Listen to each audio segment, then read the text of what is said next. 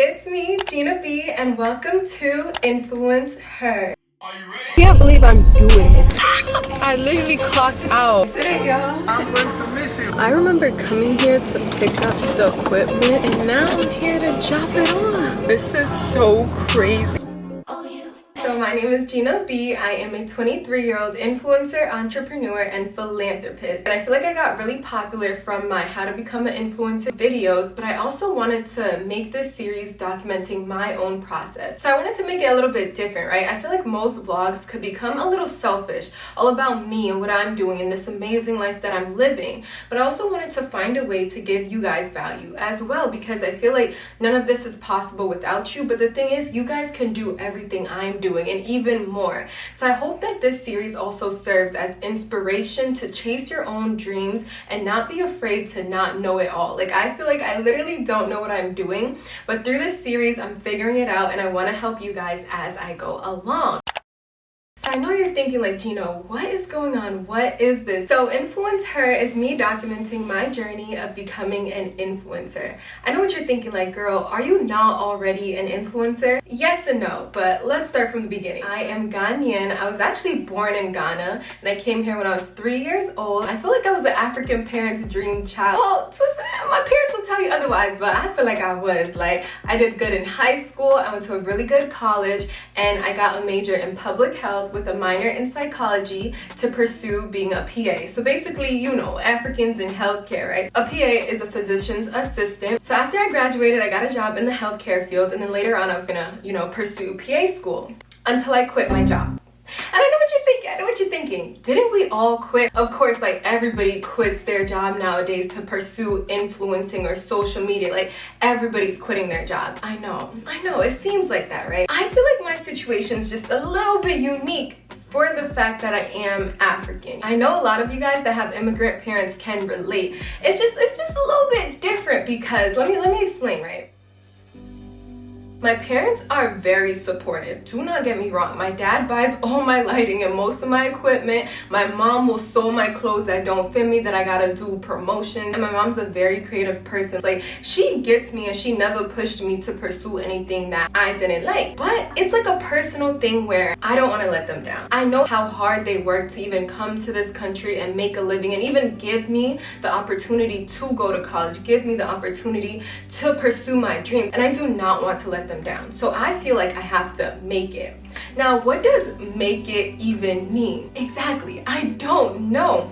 When it comes to influencing, there's no rules, there's no regulations. You could go as high as celebrity status, multi-millionaire, billionaire, like, there's no rules to influencing. And you don't always see people like me fully doing it. But nowadays, there's so many amazing Black creators that are doing it and killing it. And I feel like I want to be in that space, and I am in that space, but I want to give a little bit more. So while I was working, I was also creating content. I've always created content. I started creating content when I was 19, 20, And yeah, so I've always created content, but on the side. I always viewed it as a hobby. So once I graduated college, pursuing it full time didn't seem like a possibility. Like, it didn't seem like something I should do. I was like, okay, I got a job, let me get a job. Like, I didn't realize that creating content is a real job and it requires a lot of effort. I got a job and I was working, but honestly, that was the hardest moments of my life. So I started feeling called to quit my job and just go full time, to the point that God literally made me, okay? He forced me to be so uncomfortable that I had to quit. Alright, and that is what you're gonna watch in today's video. So the verse that kind of inspired me, the verse that did inspire me to do this, is Ecclesiastes 9 verse 10. Whatever your hand findeth to do, do it with all your might. And what that basically means is, whatever you find to do, whatever you're passionate about, do it with all your might. And you have to understand the context of that verse. That verse is written by King Solomon. He's low-key one of my favorite characters in the Bible. King Solomon was a very, very wise man who became a wise fool. And at the end of his life, he kind of figured out what the meaning of life is. So what he's saying is, work hard in anything that you love, do it with all your might, because once you die, you cannot do it again. So for me, that got me to thinking, like, hey, why am I doing things that I don't love? Why am I pursuing things I am not passionate about? I'm young, I'm cute, I got energy. Like, why not fully pursue this? And at the end of the day, at least I can say I tried. I could think, like, okay, what if it doesn't work out? But like, what if it does. So I'm like, God, if you say whatever our hands finds to do it with all our might, then I gotta be successful. I have to make this work. Like, it's gonna work if I truly, truly, truly give it my all. Like, why would it not work? So that's why I'm doing this series. I don't understand. My whole life, I've only ever followed the rules. I've never taken any risk, and I've always done what I was supposed to do. This is the first time in my life that I'm literally going off of what God is telling me to do and doing things that I feel called to do. Like, if I can inspire you to do the same, to go to God, figure out what you think your purpose is. We don't move because we don't know if that's what God is telling us to do. So we'll rather stay still and stagnant than move even when we don't know. This is to also glorify God, so that when I make it, y'all could know that it was God. It was God when I make it. It was good, because when I tell you, it might look like I know what I'm doing, and I give advice based on what I've tried and what works, but at the end of it all, I do not know what I'm doing. So basically, this is me saying that there is no plan Bs. Obviously, I'm gonna do whatever it takes to make it work, but I'm going with God. I'm dreaming with God, right? So if I'm like, God, if you put this in my heart, I'm gonna take your word for it. So here's to no plan Bs and giving it our all. Now, let us get into the video. So what you're about to watch was actually filmed a few months ago when I first quit my job, y'all. This was one of the most scariest things I've ever done, because I fully believed in go to college, work hard, get a good job. But something in me knew that this could not be the end. And then what? Oh nah, I didn't like what I was experiencing, so I just knew it was time to go. Now let's take a trip all the way back to April 27th, the day I quit my full-time job. It's happening. Today is my last day at my 9 to 5. I just want to vlog this because, like, I don't know how to feel. Like, I don't know if I'm making the right decision. I'm gonna go pack up my workstation. So my job was 4 days remote, 1 day at the office, and today's actually my in-office day. I'm so nervous because it's like, okay, I go in today, it's my last day, and it's like, then what? As you can see, I'm giving you corporate America, kinda. So we have on this jumpsuit. It could give inappropriate. I always throw on a jacket because it gives no. Then I'm gonna put on a scarf. Then a scarf always gives, like, I mean, business. It's 7:05, y'all. It's a 2-hour drive. Probably gonna get there like 9:30. I start work at 9. It don't matter. Let's go. I kept the faith. I kept it. I lost a lot of stuff. I lost a lot of friends. I lost a lot of strength. I lost a lot of courage. I lost a lot of time. I lost a lot of money. But I kept down on my knees. I was still believing. Broke, I was believing. Lonely, I was believing. Betrayed. Said, if you can be faithful over a few things, I will make you ruler over many. I was practicing, and if you're faithful over a few things, God will make you ruler over many.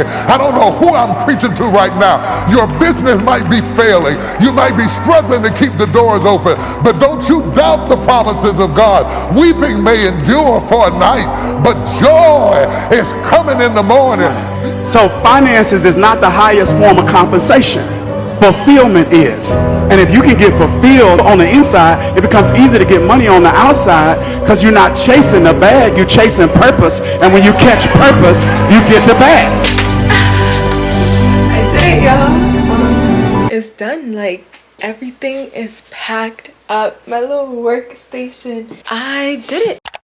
Packing up was so emotional because it was like, dang, like, this is real. Like, I'm really doing this now. Like, I didn't know what I was doing, but I'm like, this is how I feel. This is what I think God told me to do.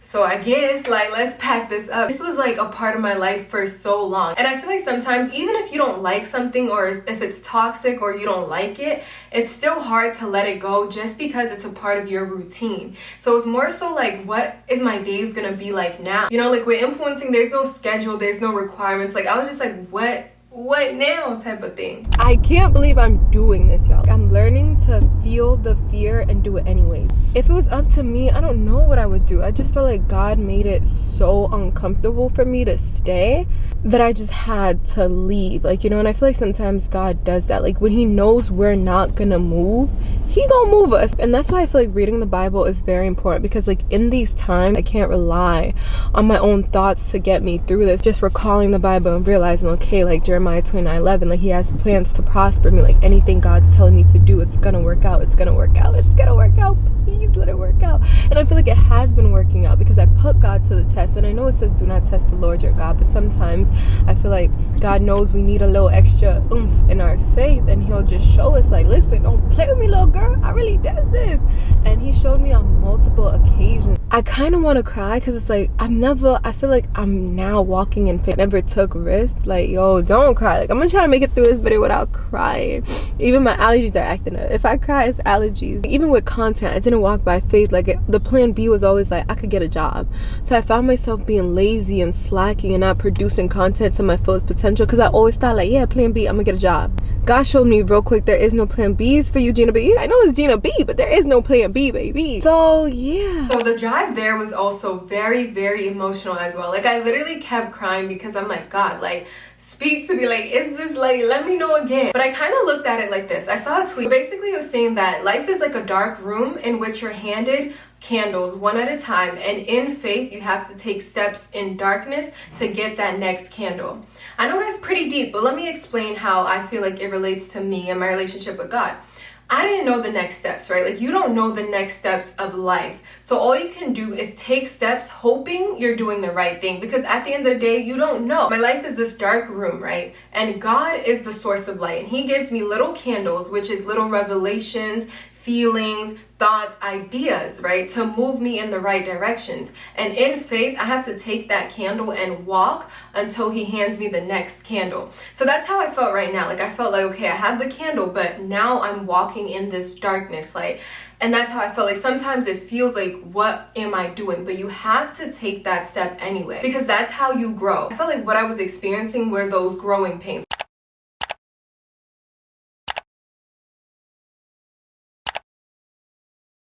So obviously when I get to the office, I don't film the office and stuff like that, just for privacy reasons. But I didn't tell anybody at my job that I was quitting. Like, I literally went to the office and around 1 o'clock, mind you, I work remote though. It's a remote job, 1 day in the office. So this was my 1 day in the office ever again. I was like, yeah guys, like, I'm leaving. Their reaction kind of shocked me, because a lot of them were like, dang, like, no, that's sad, I'm gonna miss you. I was like, really? Like, y'all don't even know me. Like, who y'all think I am at work is not me. Gina, I'm going to miss you. Oh, I'm gonna miss you too. Did I have to write on it? Well, no, don't Okay. worry. Go hard, huh? Of course. It was so nice getting to know you. Okay, wish you the best. Thank you. So when he said, I'm going to miss you, I was like, dang, I actually made an impact here. That just showed me that no matter where you are and how you feel, be mindful of how you're making other people feel. And I may have the opportunity to get out of this, but you may not. So while I'm here, let me at least brighten up your day. That made me feel like I'm doing the right thing. Like, okay, I got this. Like, I'm not a bad person. Like, God got me. Some of the best examples of smart financial behavior. I'm listening to The Psychology of Money, because if I'm going to be unemployed, I need to know the psychologics. Excuse me, let me turn in this equipment and we'll talk. Oh, I'm so nervous. I don't understand, y'all. I ain't never quit a job in my life. I literally clocked out my last day employed. And y'all, I love the company though. Don't get me wrong. I made really good connects. But for me, I have my own qualm. My life is for the living, man. You can't do the same thing over and over again and think that's life. That's not life. This is living, doing scary things. At least this one I try to tell myself. At least this one I try to tell myself, because I'm scared, y'all. I remember coming here to pick up the equipment, and now I'm here to drop it off. And just like that, y'all. I don't know how to feel. I just feel like it's just I'm still gonna be in shock, because you tell me I don't have to call out tomorrow? No PTO, like the summer is mine? You tell me I don't have to wait till the weekend to be creative and film? Really?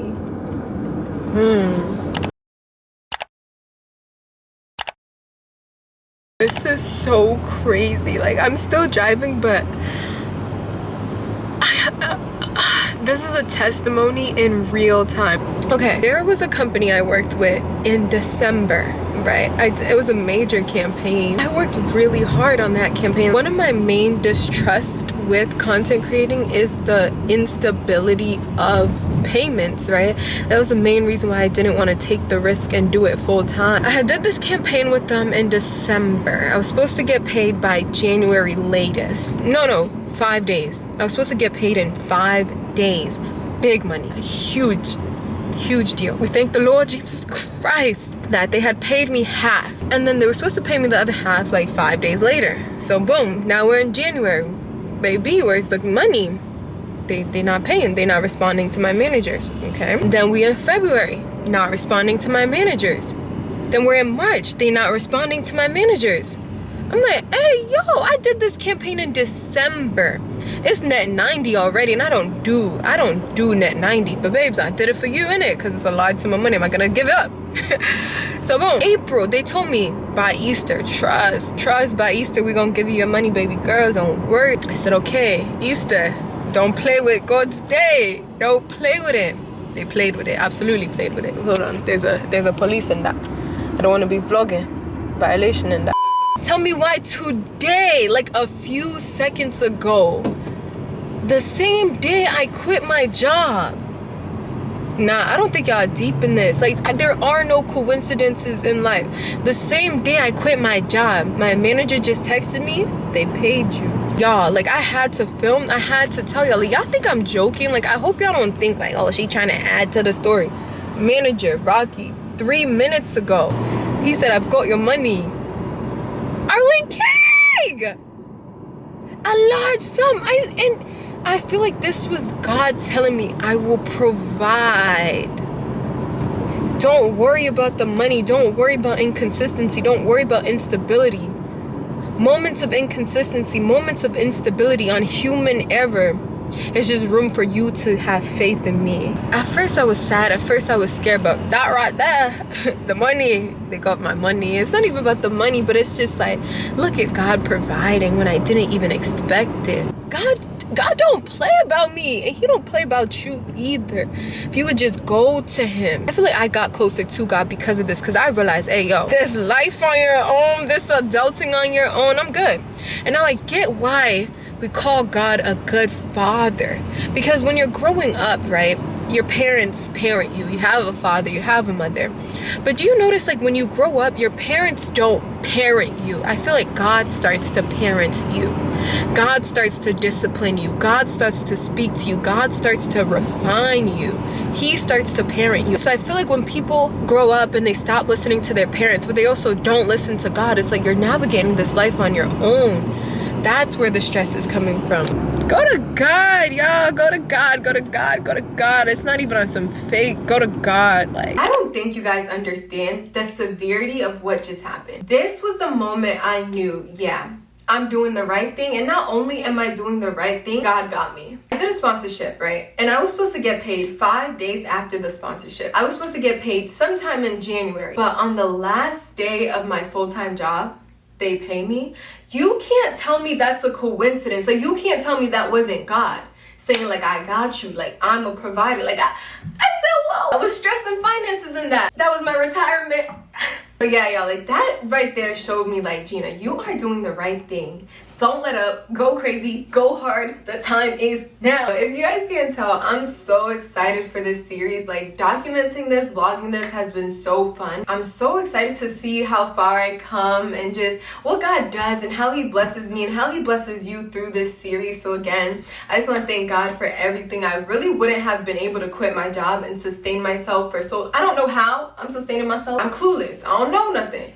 But I'm not hopeless. I hope you guys enjoyed this. Let me know if you like this little format or you'll just rather regular vlogs. Again, this is for you as much as it is for me. Like, I could document this and keep it to myself in my journal, but I feel like it'll help somebody. I'll be showing you guys just the process of whatever this is. Like, I feel like it's gonna be super cool to document it and bring you guys along on the journey, because I wouldn't have any of this literally without y'all. So might as well share it and let you guys know how you can do it too while I try to figure out how to do it. And stay tuned for episode 2, which is the story time on how God told me to quit my job and how I knew it was time to go. So that will be next week's episode. Again, don't forget to like, comment, and subscribe for more. I'm so excited for everything going on our channel. I have so much content coming for y'all and it's lit over here. I love you. God loves you. Stay blessed, stay healthy, stay happy. Okay? Mwah. Bye.